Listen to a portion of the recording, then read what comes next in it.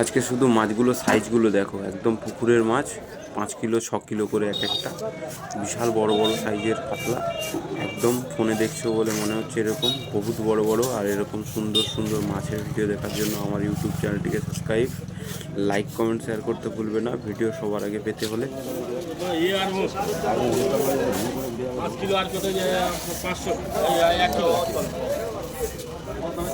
একবারই ফেলেছি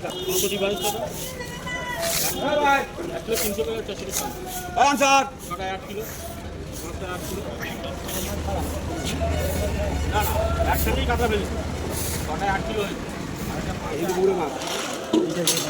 দুটো নে দুটো তোর 320 320 আনসার তো যা আছে এই আছে নিবি। কত রেট পড়েছে দেখ, 20 টাকা রেট পড়েছে। না দুটো দিতে